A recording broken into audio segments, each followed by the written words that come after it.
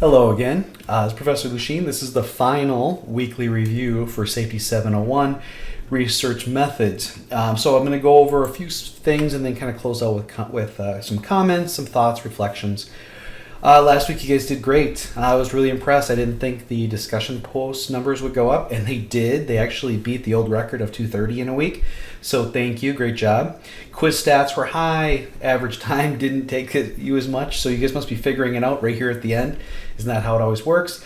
All the questions on the quiz were 80% or better, so I don't have to go over any of those. You did great. So excellent. It's really interesting to see whether students, continue with the effort and still really push themselves to do well, or if near an end of a class they kind of get tired or complacent and they let it go. You guys didn't, and I just want you to know I recognize that. That's awesome. This week, you're going to read chapters on data analysis. I'm hoping that the assignment that I've given you in the chapter gives you just the final insight you need to write like a one-page study design. You don't have to get really specific. Just be creative and try to support your decisions. That's really what it's all about. And then the final week, you guys are going to do your presentations, or you're going to have it recorded and submitted. A lot of people have been asking questions, so I'd like the presentations, your actual presentation, to try to be less than 5 minutes. So it's very much an elevator speech of your proposal, just the highlights, what you connected to the most even. And then we'll open it up for discussion. Otherwise, if it's a recording, you can go beyond 5 minutes. Don't worry about that. On Canvas, it does say that the PowerPoint presentations are due by the 18th.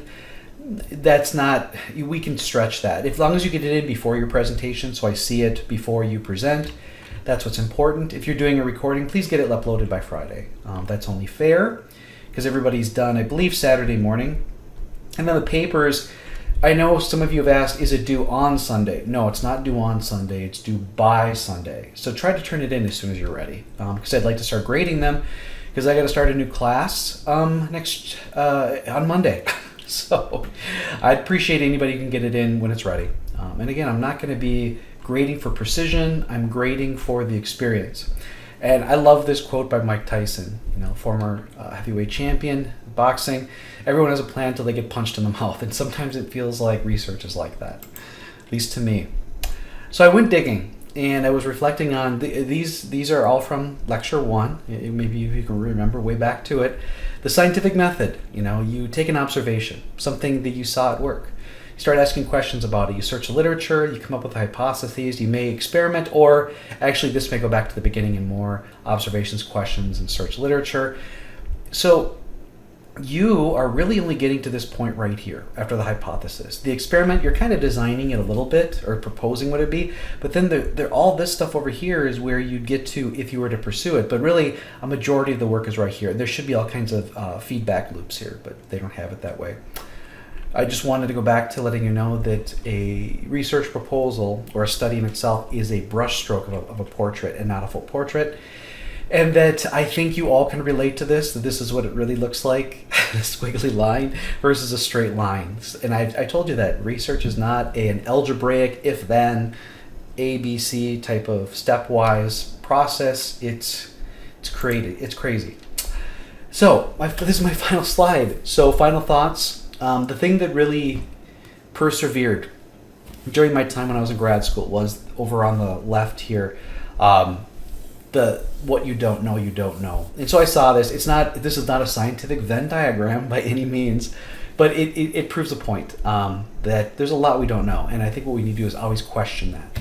Even things that we believe are contemporarily popular or agreeable or seems logical, I think we still question it until we really understand it. Framing the problem is the key to resolving the problem.